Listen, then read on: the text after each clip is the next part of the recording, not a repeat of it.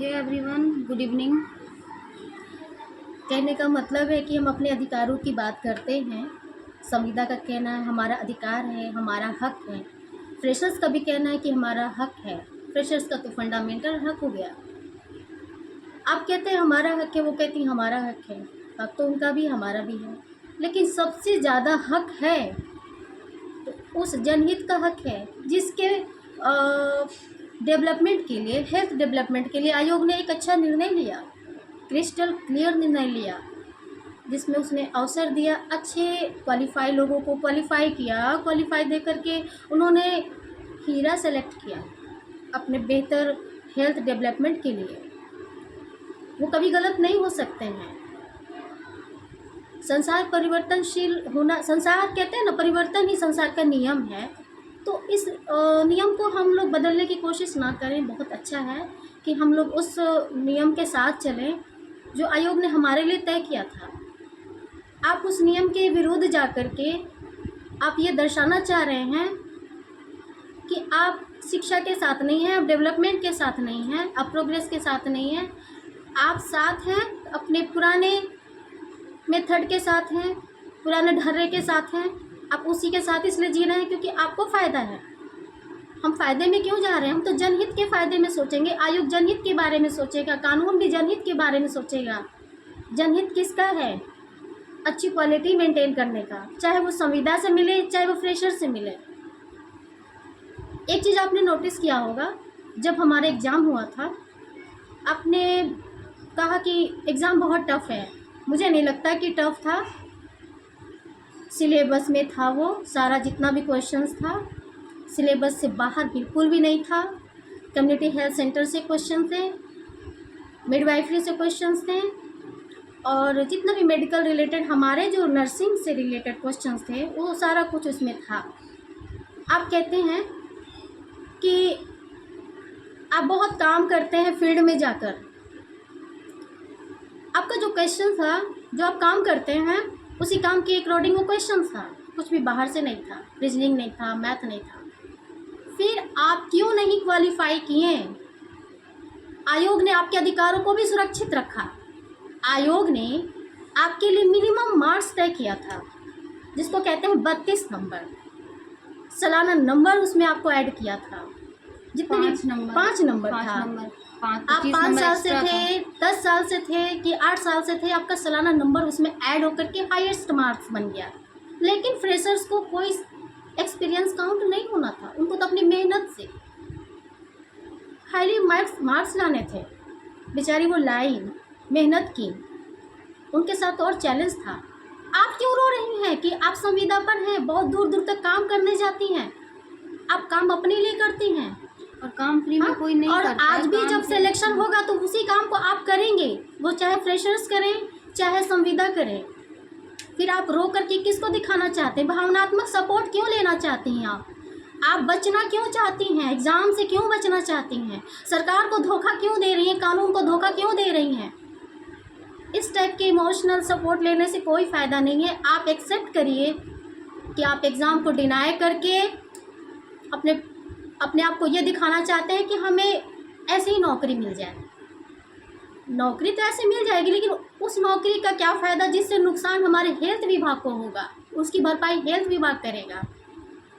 और वैसे पेशेंट 2018 की नियमावली, नहीं, अब वैसे पेशेंट में क्वालिटी चाहिए, जो कि पेशेंट अब डरने लगा है। गवर्नमेंट हॉस्पिटल में जाने के लिए वो डरता है कि हम गवर्नमेंट हॉस्पिटल में जाएंगे तो मर जाएंगे, हमारा इलाज अच्छा नहीं होगा, हमें इंजेक्शन सही तरीके से नहीं इंजेक्ट किया जाता है, बहुत तरह की बातें आती है। अगर आप पढ़ी हैं, चाहे वो लिटरेचर वर्क हो, थ्योरी हो या प्रैक्टिकल हो।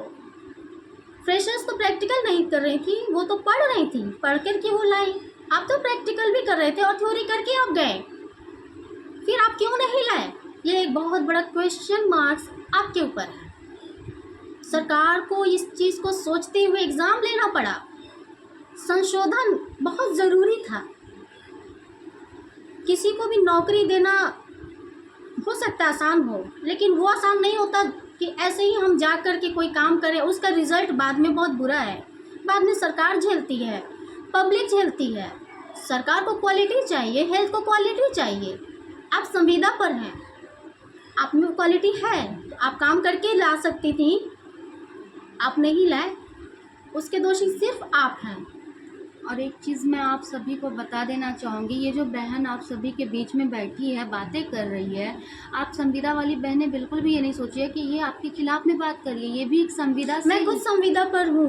मैंने एक चीज़ नोटिस किया है, नौकरी मिलने के बाद ये बात सच है कि लोग काम पर विशेष ध्यान नहीं देते हैं। आज परमानेंट बहाली निकली है, कैसे भी घुस जाओ। क्यों घुस जाओ?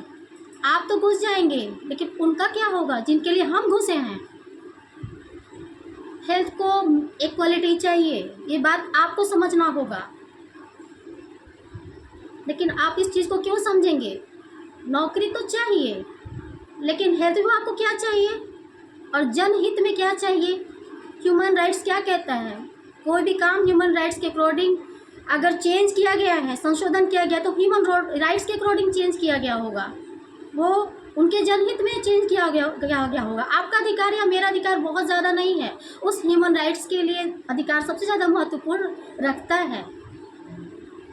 सरकार अगर कोई डिसीजन लेती है या हेल्थ विभाग कोई डिसीजन लेती है, संशोधन करता है या कुछ नियम बदलता है, तो उसमें अपने जनहित को रखते हुए संशोधन करता है। उसमें आपका या मेरा अधिकार बहुत ज़्यादा मायने नहीं रखता है।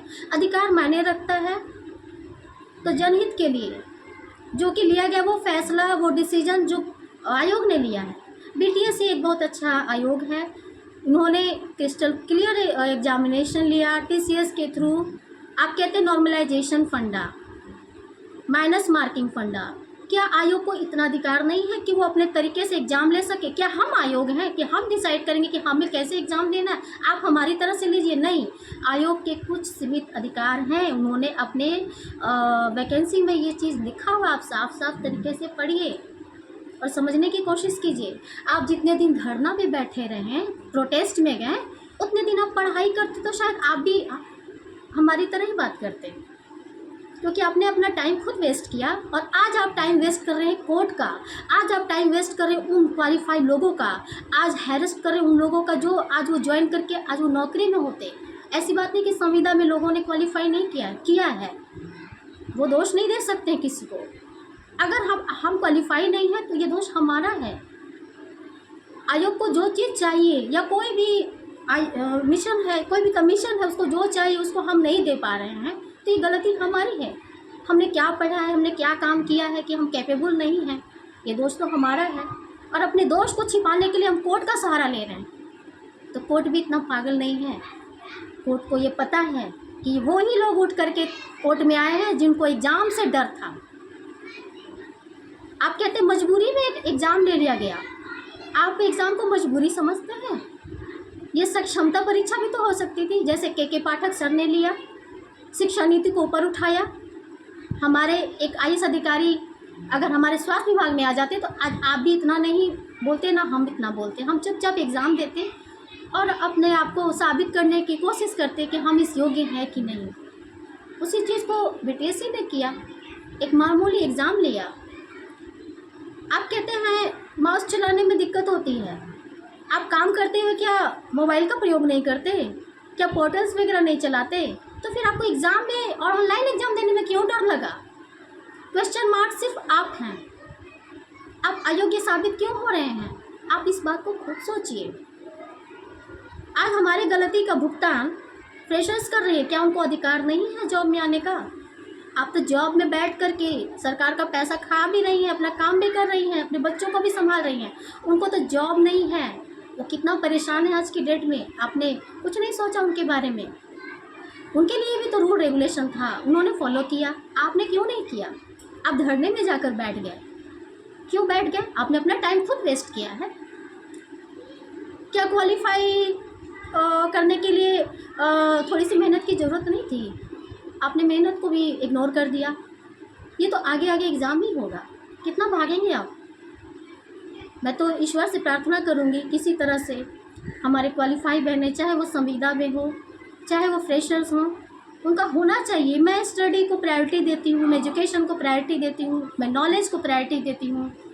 मैं ऐसे लोगों को प्रायोरिटी कभी नहीं दूंगी जो शॉर्टकट लेना चाहते हैं, जो एक एक्सक्यूज़ लेना चाहते हैं, एक बहाना लेना चाहते हैं और अपने दोष को आयोग के ऊपर, कानून के ऊपर थोप करके निकल जाना चाहते हैं। मैं ऐसे लोगों को कभी प्रायोरिटी नहीं दूंगी। अगर मैं खुद फेल हुई होती तो शायद मैं मुंह नहीं दिखाती, मैं कोर्ट में नहीं जाती, मैं ये अपने आप को कहती कि मुझ में ये कमी होगी, मैं उस योग्य नहीं थी, ये तो कमी मुझ में थी। तो आपने अपनी कमियों को नहीं पहचाना, आपने नियमावली का बहाना ले लिया, आपने ये नहीं सोचा कि आयोग को ये अधिकार है कि वो अपने खेल को संशोधन कर सकती है, वो उसके पास कुछ अधिकार होते हैं कि वो अपने स्वास्थ्य डेवलपमेंट के लिए उचित कदम भी उठा सकती है। तो ये स्वास्थ्य डेवलपमेंट के लिए ही ये कदम उठाया गया था, यह आपके हमारे लिए नहीं था, ये तो जनहित के लिए था। और जनहित के लिए उठाया गया कोई भी कदम गलत नहीं होता है, वो भी हेल्थ सेक्टर में जो हमें डेली अपडेट होना पड़ता है, 24 आवर हमें अपडेट होना पड़ता है। जहाँ पे नर्सिंग के लिए गलती, नर्सिंग स्टाफ के लिए या नर्सिंग स्टूडेंट के लिए गलती के लिए कोई जगह नहीं होती है, वहाँ पे आप गलती के लिए जगह दे रहे हैं कि हमें ऐसे ही ले लीजिए, हम ऐसे ही आना चाहते हैं। क्यों आप ऐसे ही आना चाहते हैं? गलती किसी की ज़िंदगी बर्बाद कर सकती है, ख़त्म कर सकती है।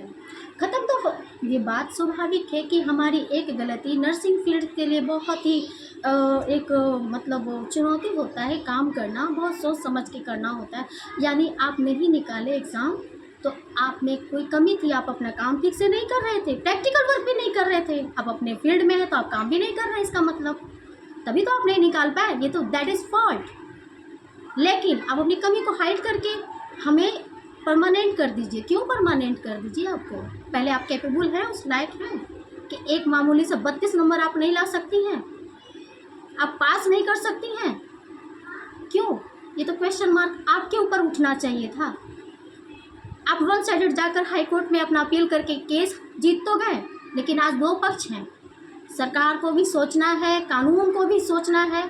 और एक चीज़ आप जान लीजिए कि सीबीटी क्वालिफाई को वर्ल्ड में प्रायोरिटी है, इंडिया में तो है ही, पूरे वर्ल्ड में प्रायोरिटी है। नौकरी मिले या ना मिले, लेकिन सीबीटी क्वालिफाई को पूरे वर्ल्ड में प्रायोरिटी दी गई है। ये चीज़ आप एक्सेप्ट करिए। आने वाले समय में काउंसलिंग मार्क्स बेसिस पे नहीं होगा, सिर्फ पढ़ाई, एजुकेशन, स्टडी यही प्रायोरिटी रहेगी। उस चीज़ को आपको एक्सेप्ट हर हालत में करना होगा, क्योंकि आपको डेली अपडेट होने की ज़रूरत होगी, क्योंकि आप एक सिविल सर्विस नहीं कर रही हैं, आप एक प्रैक्टिकल टेक्निकल वर्क कर रही हैं जिसमें डेली सीखने की ज़रूरत होती है। तो फिर जगह कहाँ बचता है कि आप बच के जाएंगे? मैं तो यही माननीय उच्च न्यायालय से प्रार्थना करूँगी कि किसी तरह से हमारे क्वालिफाई लोगों को, जो कि उनका राइट्स है, फंडामेंटल राइट्स बन चुका है, उनकी ज्वाइनिंग हो। फ्रेशर्स भी बहुत मेहनत करती हैं जिनके पास नौकरी नहीं है, हमारे पास तो फिर भी नौकरी है, हम तो एक संतुष्टि से फिर भी कह सकते हैं कि हम नौकरी कर रहे हैं। लेकिन उनका क्या, जो बिल्कुल बेरोज़गार हैं? आज प्रीति लोग इनको कहते हैं चाय वाली, आप में वो हिम्मत है? नहीं है। इसको नेक्स्ट वीडियो में, लेकिन मेरा ये कहना है माननीय उच्च न्यायालय से कि एक आप जनहित में एक सही फैसला दीजिए। हमारे जितने भी क्वालिफाई हैं, चाहे वो संविदा पर हो, चाहे वो फ्रेशर्स हों, उनके लिए एक सही डिसीजन दिया जाए और जल्द से जल्द इस डिसीजन को देकर बहाल किया जाए। Thank you.